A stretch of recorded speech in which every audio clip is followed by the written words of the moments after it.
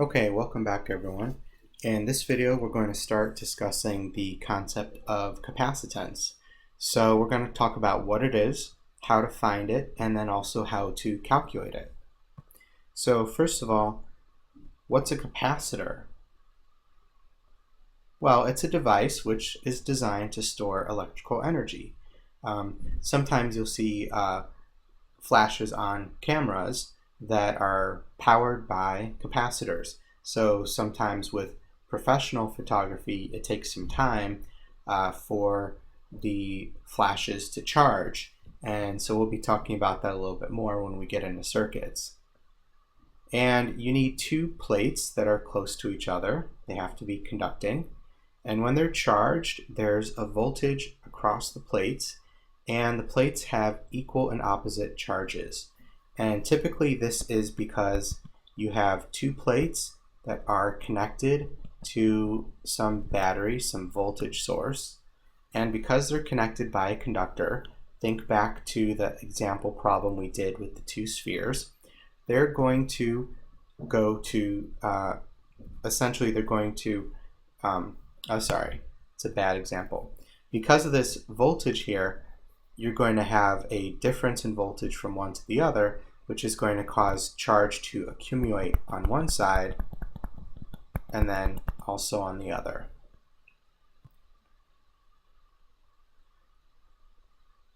Okay, so here's the concept of a parallel plate capacitor. Sometimes we put what's known as a dielectric in the middle. We'll talk more about that later, but it can help increase the amount of charge that we store.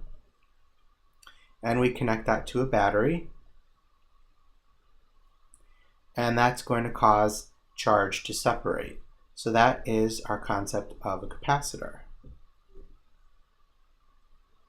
Now, inside of this, we're going to have equipotentials, because remember that the electric field is going to go from positive to negative, okay? And so that means that we're going to have basically high potential at the positive end and low potential at the negative end. Okay, so capacitance itself is defined as Q over delta V, where C is the capacitance, which is in a unit called farads. Now, for farads, you typically will see microfarads, nanofarads, and picofarads, which is 10 to the minus 12. Q is a charge in coulombs, and that's usually a really small number. Okay, remember we could have microcoulombs, right, or even nanocoulombs. So it's like 10 to the minus 9th. And then the potential difference, the voltage, is usually a large number in the thousands, 10,000s, 100,000s. So that's why if you're taking a charge which is maybe 10 to the minus 6 and you're dividing it by 1,000 volts, that's why you're going to have a very small number for capacitance. So if you see a capacitor that says that it's 1 farad, don't touch it. It probably has enough charge to kill you many, many times over. And as a matter of fact, there have been issues where people would open up those old CRT, those really old cathode ray tube television sets. And some capacitors can store charge for a long time. And people would bust them open for parts and kind of like rip out the capacitors, and the capacitors would discharge and people would get pretty bad shocks and even be killed from that. So the capacitance depends on the geometry or the shape of the capacitor and whether or not you have a dielectric. And we'll get back to dielectrics. And the more capacitance there is, the more charge it can hold at a given voltage. Think about it this way, the voltage is kind of like a force that's pushing the charge apart. And as long as that force is there, you can store more charge on the plates. Because without the voltage to push the charges apart, that's where we would get like this example where the charge would redistribute. But if you have a capacitor that is attached to a voltage source, the voltage source will sort of push these charges to stay on the plates. And we're actually going to go ahead and derive capacitance today, so it's really not part 2. Okay, but for example, how much charge is on each plate of a 4 microfarad capacitor when it's connected to a 12-volt battery? And this is a pretty straightforward thing. Our definition is that capacitance is charge per voltage difference. And if we want to find charge, it's very easy math. C is Q delta V. So it's just 4 microfarads, which is 10 to the minus 6 farads, and 12 volts. So that's 48 times 10 to the minus 6 coulombs, which you will mainly see as microcoulombs. It's just easier to write. All right, so how do we derive capacitance? Well, first of all, we'll say what the capacitance is for parallel plate, and then we'll show where this comes from.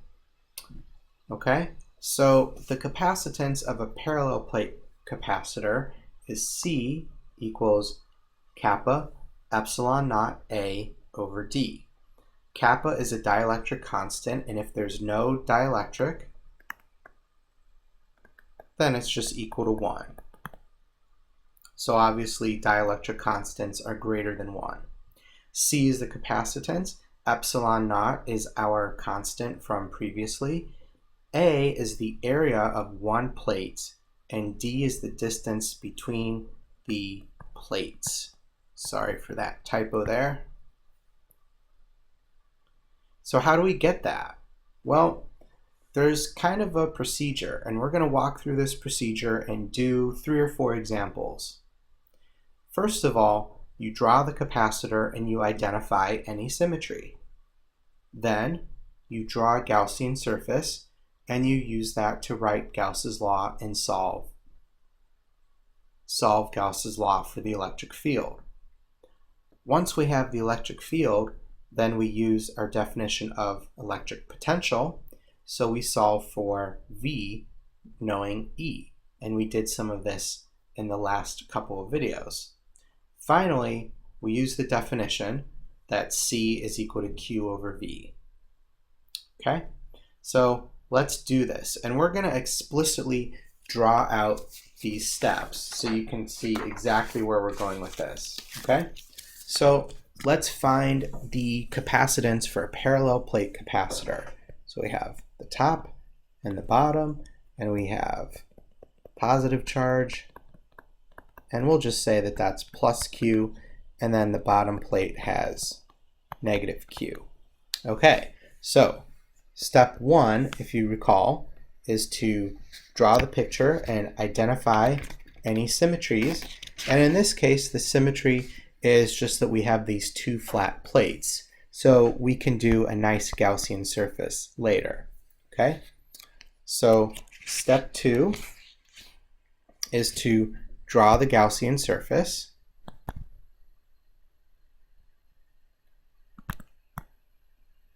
And we'll do this when we do these diagrams. We'll always do our Gaussian surface in purple.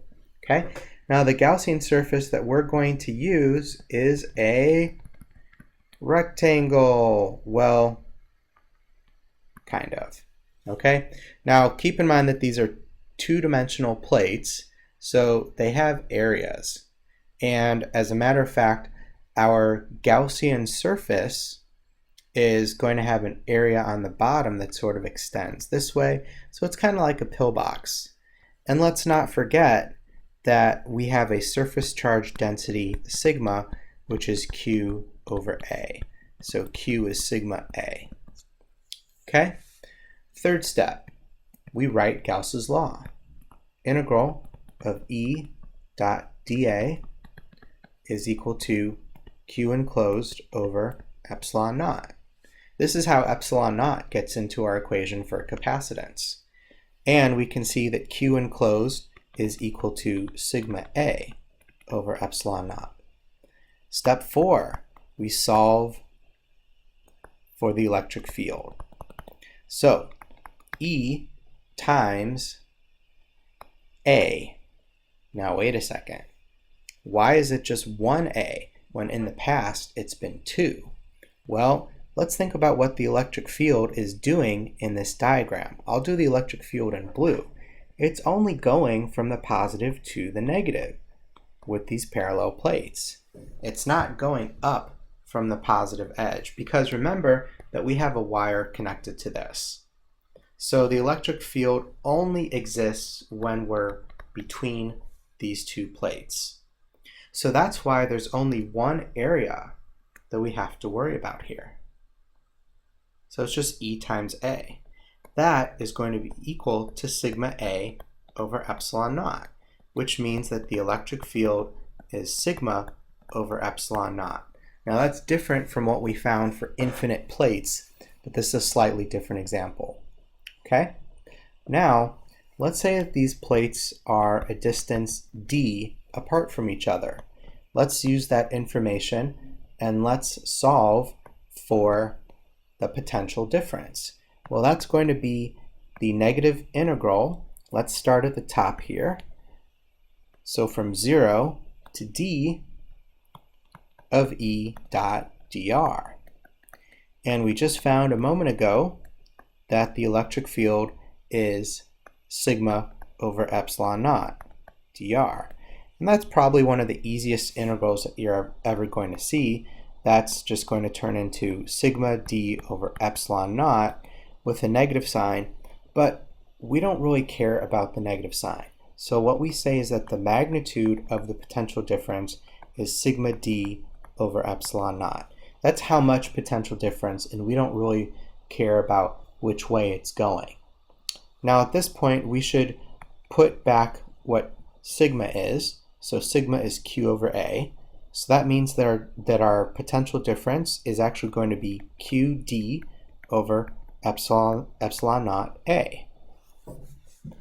Okay, so let's identify a couple of important steps before we finish up. First of all, the field is sigma over epsilon naught, and the potential difference is qd over epsilon naught a. So finally, we can use our definition of capacitance, that C is equal to Q over delta V, technically absolute value. So we have Q divided by QD over epsilon naught times A. The Q's cancel, and this is something that will always happen in these derivations. Remember that the capacitance is not a function of the charge, it's only a function of the geometry and whether you have a dielectric. So this turns into epsilon naught A over D, which is what we had previously. Okay, so that is, we'll put a big box around it. That is our final answer for the capacitance. And it's exactly what we had in the previous slide. Whoops. There it is. Okay, epsilon naught A over D. Okay, let's do another example. I'll go past this real quick. And let's try this for a charged sphere. Okay, now a charged sphere, we have to remember, is going to be, well, it doesn't matter if it's solid or hollow, but all the charge is going to be on the outside. I guess it does matter if there's a dielectric, but for now, we're not dealing with that. Okay, so that's our picture, and we have spherical geometry. So when we do our Gaussian surface, which we're going to do in purple, let's just do a Gaussian surface out here. Okay, so that means that when we go to do Gauss's law, we basically set up the integral of E dot dA is equal to Q enclosed, which in this case is just Q over epsilon naught. So that's pretty easy. Okay, we solve this.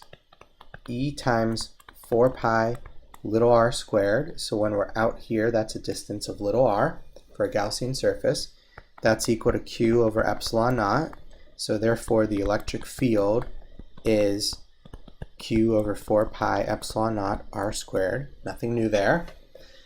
So now we calculate the magnitude of the potential difference.